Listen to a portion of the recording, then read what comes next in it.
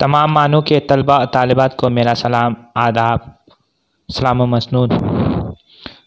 दोस्तों, आप देख रहे हैं एंटीनेट, अपना फेवरेट यूट्यूब चैनल एंटीनेट फ़रोग़ अदब। आपका मेरे चैनल एंटीनेट फ़रोग़ अदब में खुश आमदीद है, खैर मक़दम है, मोस्ट वेलकम है। आज मैं आपके सामने मानू का असाइनमेंट उर्दू सब्जेक्ट का सॉल्व लेकर हाजिर हुआ हूँ। Assignment problems with solution Urdu subject. इससे पहले मैंने पार्ट 1 सॉल्व कर दिया है, ये पार्ट 2 है। MA first year 2019-20। तो आइए बिला ताख़ीर शुरुआत करते हैं।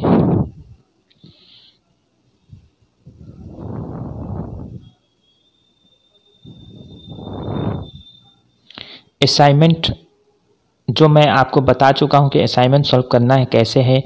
तो देखिए, सबसे पहले है MA उर्दू साल अव्वल 2019-20 चौथा पर्चा फ़ारसी ज़बान और अदब। तो महफूजा काम असाइनमेंट 2 इकाई 1 से लेके ता 12 तक। तो ये महफूजा काम 3 हिस्सों पर मुश्तमिल है। आपको असाइनमेंट जो है A4 साइज़ पेपर में लिखना है और सिंगल साइड लिखना है। Single side A4 size paper में चारों तरफ बाउंड्री दे दीजिएगा, यानी हाशिया दे दीजिएगा। और खूबसूरत राइटिंग में, खूबसूरत तहरीर में, जितनी अच्छी तहरीर आपकी होगी उतने अच्छे नंबर मिलेंगे आपको। तो असाइनमेंट A4 साइज़ पेपर में लिखना है और सिंगल साइड में लिखना है। तो ये महफूजा काम 3 हिस्सों पर मुश्तमिल है। हिस्सा अव्वल है, हिस्सा दोम और हिस्सा सोम। तमाम हिस्सों के सवालों के जवाब देना लाजमी है। इस महफूजा के जुमले निशानात 30 हैं, यानी इसके 30 नंबर हैं, जिसमें 14 नंबर पासिक मार्क्स है। आपको 14 नंबर लाना है। तो आइए हम सॉल्व करते हैं। तो पहला सवाल है, ये चौथा पर्चा है फ़ारसी ज़बान और अदब। तो चूँकि ये किताब मेरे पास, इसकी किताब मेरे पास नहीं थी MA की, जितनी हो सकी है, तो मैं इसका ऑब्जेक्टिव क्वेश्चन सॉल्व कर दिया हूँ। लेकिन लॉन्ग क्वेश्चन किताब नहीं होने की वजह से मैं सॉल्व नहीं कर पाऊँ। ये आप खुद से तलाश कर लीजिएगा तो मेहरबानी होगी, इसके लिए मैं माजरत खा हूँ।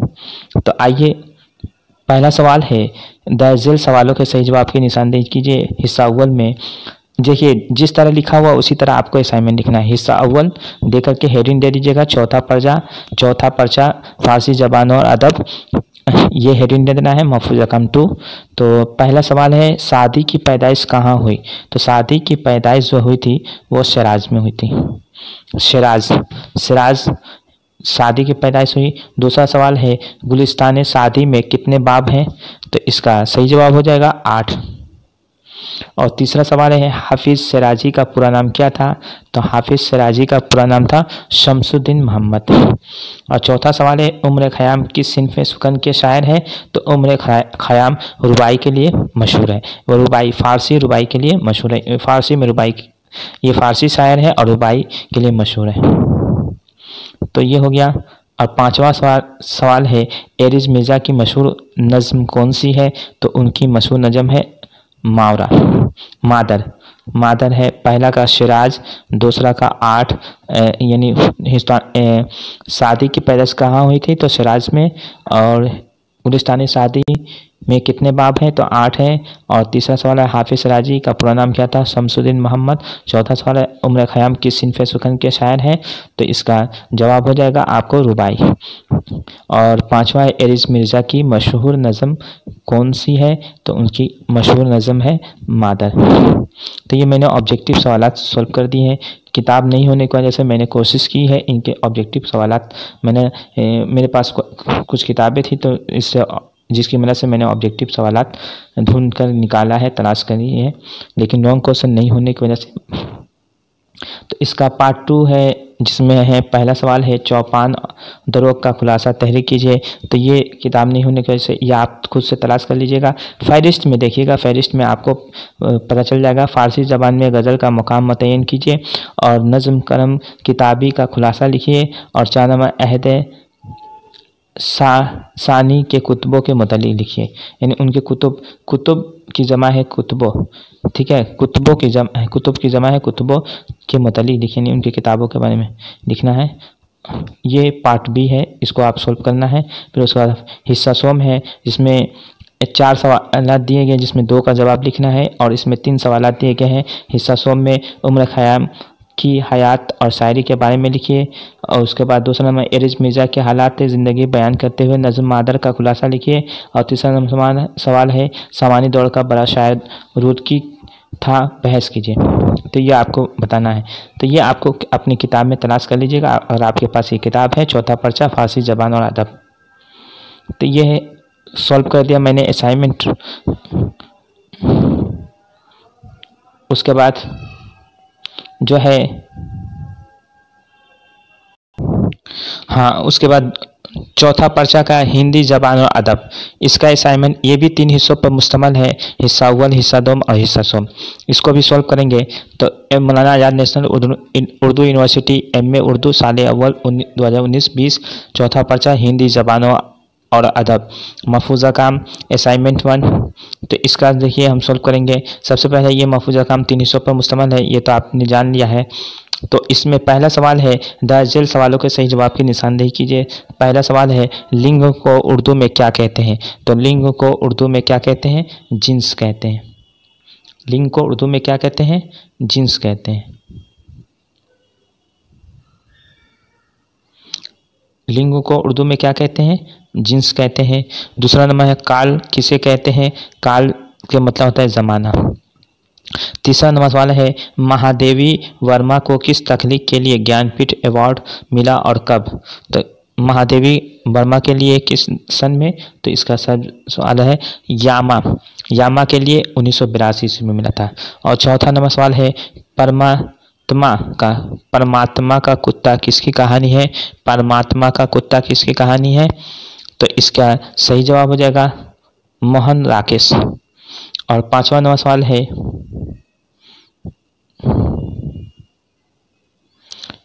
कबीरदास की पैदाइश कब हुई थी? तो कबीरदास की पैदाइश जो है 1399 में हुई थी। कबीरदास की पैदाइश 1399। पहला का जिन्स हो जाएगा। लिंग को उर्दू में क्या कहते हैं? जिन्स। काल किसे कहते हैं? काल को उर्दू में ज़माना कहते हैं। तीसरा नंबर है महादेवी वर्मा को किस तख्लीक के लिए ज्ञानपीठ अवार्ड मिला था? तो यामा के लिए 1982 ईस्वी में। और चौथा नंबर परमात्मा का कुत्ता किसकी कहानी है? तो इसका मोहन राकेश है। और पांचवा कबीरदास की पैदाइश कब हुई थी? तो 1399 ईस्वी में। तो ये असाइनमेंट का मैंने हिस्सा अव्वल सॉल्व कर दिया, यानी पार्ट 1 सॉल्व कर दिया। उसके बाद पार्ट 2 है। तो पार्ट 2 में सबसे पहले यानी 4 सवाल दिए गए हैं जिसमें से किसी 2 का जवाब लिखना है। तो पहला है संज्ञा इस्म की तारीफ। संज्ञा को उर्दू में कहते हैं इस्म की तारीफ कीजिए। ये हिंदी लफ्ज़ है संज्ञा, उसकी तारीफ इस्म उसको कहते हैं। उसकी एग्ज़ाम के बारे में लिखिए। तो इसका जवाब आपको पेज नंबर 29 में मिल जाएगा। दूसरा नंबर है क्रिया की तारीफ करते हुए उसकी एग्ज़ाम बताइए। तो इसका क्रिया को उर्दू में फ़ेल कहते हैं, उसका पेज नंबर 44 में मिल जाएगा। और तीसरा नंबर है कहानी वापसी का मरकजी ख्याल वाजा कीजिए। तो इसका पेज नंबर आपको 110 में मिल जाएगा, 110। और चौथा सवाल है कि महादेवी वर्मा ने पढ़ी लिखी शहरी ख्वातीन और देहाती औरतों में क्या फ़र्क बताया है? तो इसका पेज नंबर 95 में आपको मिल जाएगा। तो ये हिस्सा दोम यानी पार्ट 2 हमने सॉल्व कर दिया।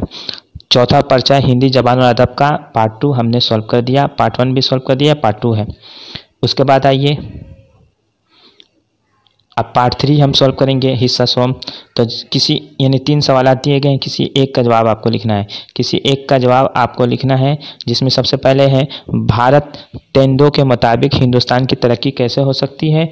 भक्ति काल को सुनहरा दौर कहा जाता है, जो वजूहात से लिखे। तो इसका आपका पेज नंबर 170 और 180 में मिल जाएगा। दूसरा नंबर है ईश्वर के बारे में कबीर के ख्यालात पर रोशनी डालिए। तो इसका पेज नंबर 171 में मिल जाएगा।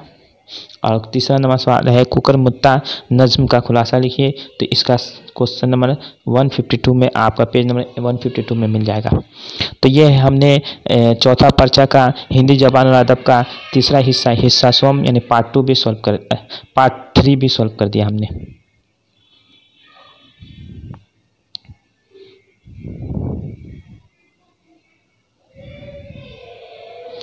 उसके बाद है Maulana Azad national Urdu university MA Urdu साल अव्वल तीसरा पर्चा उर्दू ज़बान व अदब की तारीख। उर्दू ज़बान व अदब की तारीख ये भी 3 हिस्सों पर मुश्तमिल है। ये भी तो इसका हम सॉल्व करेंगे, जिसमें पहला सवाल है ड्रामा अली बाबा 40 चोर के मुसन्निफ कौन है? तो इसका सही जवाब हो जाएगा थॉमस रॉबिक। उसके बाद क्वेश्चन नंबर 2 हो जाएगा उर्दू के पहले तबाजात अफसाने का नाम बताइए। तो उर्दू के पहले तबाजात अफसाना आपका हो जाएगा नशा की पहली तरंग। नशा की पहली तरंग ये जो है सज्जाद हैदरी अदरम का अफसाना है। और तीसरा नंबर सवाल है रामायण का एक सी नज़्म किसकी है? तो ये चकबस्त की नज़्म है, ब्रज नारायण चकबस्त की है। और चौथा नंबर सवाल है शायर शबाब और इंकलाब किस शायर को कहा जाता है? तो जोश को कहा जाता है। शायर शबाब और इंकलाब ये जोश के लक़ब है। उसका 5वां सवाल है तरक्की पसंदों के रिसाले का नाम बताइए। तो नया अदब, उनके रिसाले का नाम है नया अदब। तरक्की पसंदों ने एक रिसाला निकाला था जिसका नाम है नया अदब। पहला सवाल का है थॉमस रॉबिक। दूसरा सवाल का जवाब हो जाएगा नशा की पहली तरंग। तीसरा सवाल हो जाएगा ब्रज नारायण चकबस्त। चौथा का सवाल हो जाएगा जोश मलिया आबादी। और 5वां का जवाब हो जाएगा नया अदब। तो ये असाइनमेंट यानी तीसरा पर्चा उर्दू ज़बान व अदब की तारीख का पार्ट 1 हमने सॉल्व कर दिया, यानी हिस्सा 1 सॉल्व कर दिया। उसके बाद हम पार्ट 2 सॉल्व करेंगे जिसमें 4 सवाल दिए गए हैं, जिसमें किसी 2 का जवाब देना है। तो चारों का हम जवाब आपको बता दे रहे हैं। जिसमें पहला सवाल है मजमून निगारी के फ़रोग़ में रिसाला तहज़ीबुल अखलाक की खिदमत का जाए। रिसाला याद रहे कि रिसाला तहज़ीबुल अखलाक ये सर सैयद अहमद ख़ान का बहुत ही अहम कारनामा है, क्योंकि सर सैयद अहमद ख़ान के बहुत से मज़ामीन इस रिसाले में शाये होते थे। तो इसका सही जवाब हो जाएगा इसका आपको पेज नंबर 276 में मिल जाएगा। क्वेश्चन नंबर अकबर इलाहाबादी की शायरी की अहम खसूसियत लिखिए। तो इसका 294 में मिल जाएगा। तीसरा सवाल है दारुल तर्जुमा जामिया उस्मानिया खिदमत अहाता कीजिए। तो 331 में मिल जाएगा। और चौथा है तरक्की पसंद तहरीक पर नोट लिखिए। तो ये 342 में मिल जाएगा, यानी 342 में मिल जाएगा। तो ये हमने चारों का सॉल्व कर दिया। पहला का पेज नंबर 276 में, दूसरा का सवाल का 294 में, तीसरा का 331 में और चौथा का 342 में पेज नंबर में मिल जाएगा। तो ये आपको हिस्सा 2 पार्ट 2 हमने सॉल्व कर दिया। उसके बाद है हिस्सा सोम, किसी एक सवाल का तफसील से जवाब लिखिए। तो इसमें सबसे पहले नज़ीम की नज़म निगारी की खसूसियत का उजागर कीजिए। तो इसका आपको पेज नंबर 230 में मिल जाएगा। 2 नंबर उर्दू अदब पर अलीगढ़ तहरीक का क्या असर पड़ा, तफसील से लिखिए। तो इसका 277 पे मिल जाएगा। और तीसरा सवाल हो जाएगा 371 में इसका जवाब मिल जाएगा। जदीदत के ज़रिए असर उर्दू गज़ल में क्या तब्दीली आई, मिसालों के साथ लिखिए। याद रहे कि तरक्की पसंद तहरीक के खात्मे के बाद जिस रुझान ने नमूदार हुआ, जिस रुझान ने तरक्की यानी जिस रुझान का आगाज़ हुआ वह है जदीदियत तरक्की पसंद तहरीक के खात्मे के बाद ये नमूदार हुआ है। तो ये पेज नंबर हमने दिखा दिया, नहीं पार्ट 3 भी हमने सॉल्व कर दिया। तो उर्दू MA और तीसरा पर्चा का भी असाइनमेंट हमने सॉल्व कर दिया, पार्ट 2 असाइनमेंट 2।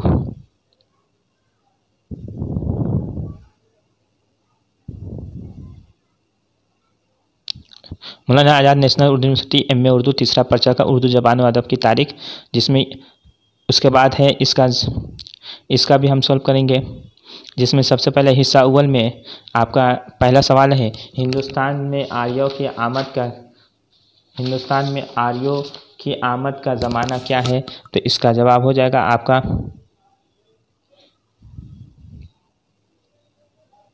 पहला का हो जाएगा 1500 कबल मसीह। उसका दूसरा नंबर सवाल है इतनी बात हर शख्स जानता है कि हमारी उर्दू ज़बान ब्रज भाषा से निकली, ये नज़रिया किसका है। तो ये मोहम्मद हुसैन आज़ाद का है। तीसरा नंबर खूब तरंग किसकी किताब है। तो ये शेख मोहम्मद चिश्ती की है। चौथा नंबर सवाल है अहमद जुनैदी की मसनवी का नाम क्या है। तो महापैकर। जब 5 नंबर फोर्ट विलियम कॉलेज कब और कहाँ कायम किया गया था। तो 1800 ईस्वी में कलकत्ता में लॉर्ड वेलेस्ली ने फोर्ट विलियम कॉलेज की बुनियाद डाली थी, ये कलकत्ता में कायम किया गया था। ये हमने पार्ट 1 सॉल्व कर दिया। उसके बाद पार्ट 2 हम सॉल्व करेंगे हिस्सा 2, जिसमें किसी 4 सवाल दिए हैं, किसी 2 का जवाब लिखना है। पहला सवाल है ज़बान और बोली का फ़र्क वाज़ह कीजिए। तो इसका पेज नंबर आपको 7 में मिल जाएगा। दूसरा नंबर है 9 से हार की अहमियत पर रोशनी डालिए। तो इसका पेज नंबर 91 में मिल जाएगा। 9 से हार ये उर्दू का पहला मरसिया है। उर्दू का पहला यह अशरफ बयाबानी की तसनीफ़ है नौशेहार, जो मसनवी की हैयत में है। ये उर्दू का पहला मरसिया है जो 1503 ईस्वी में लिखी गई और लिखा गया था नौशेहार। तो तीसरा नंबर सवाल, नुसरती की तसानीफ़ का तंक़ीदी जायज़ा लीजिए। तो इसका पेज नंबर हो जाएगा 117। और चौथा सवाल है, ख्वाजा मीरदर्द की शायरी के बारे में लिखिए। तो इसका पेज नंबर 171 में मिल जाएगा। तो ये हमने पार्ट 2 यानी हिस्सा 2 भी सॉल्व कर दिया हमने। पहला का पेज नंबर 7 में, दूसरा का 91 में, तीसरा का 117 में और चौथा का ख्वाजा मीरदर्द की शायरी का 171 में आपका इसका जवाब मिल जाएगा। उसके बाद हिस्सा सोम यानी पार्ट 3 हम सॉल्व करेंगे। किसी एक यानी 3 सवाल दिए गए, किसी एक का जवाब लिखना है। सबसे पहला सवाल है, उर्दू की इब्तदाई नशोनुमा में सूफ़े अकराम की खिदमत पर एक नोट लिखिए। तो इसका पेज नंबर 72 में मिल जाएगा। दूसरा नंबर, कुतुब शाही दौर की अदबी खिदमत बयान कीजिए। तो इसका पेज नंबर 107 में मिल जाएगा। और तीसरा सवाल है, फोर्ट विलियम कॉलेज की इल्मी व अदबी खिदमत का जायज़ा लीजिए। तो इसका पेज नंबर 193 में मिल जाएगा। तो ये हमने तीसरा पर्चा उर्दू ज़बान और अदब की तारीख़ का हमने सॉल्व कर दिया, पार्ट 1, पार्ट 2, पार्ट 3। जिस तरह मैंने सॉल्व किया उसी तरह आपको जिस तरह असाइनमेंट दिए गए उसी तरह आपको असाइनमेंट लिखना है, पार्ट 1, पार्ट 2, पार्ट 3। और याद रखना है कि जहाँ पे पार्ट 1 अगर एक पेज में आपका पार्ट 1 हो गया है तो फिर वहाँ से पार्ट 2 शुरुआत मत कीजिएगा, वो पेज आपको छोड़ देना है, फिर से दूसरे पेज से आपको लिखना और सिंगल साइड लिखना है, डबल तरफ नहीं लिखना है, एक तरफ लिखना है। अच्छा दोस्तों, मेरी वीडियो आपको कैसी लगी और अच्छी लगी तो चैनल को सब्सक्राइब कीजिए, लाइक कीजिए और वीडियो को ज़्यादा से ज़्यादा शेयर कीजिए।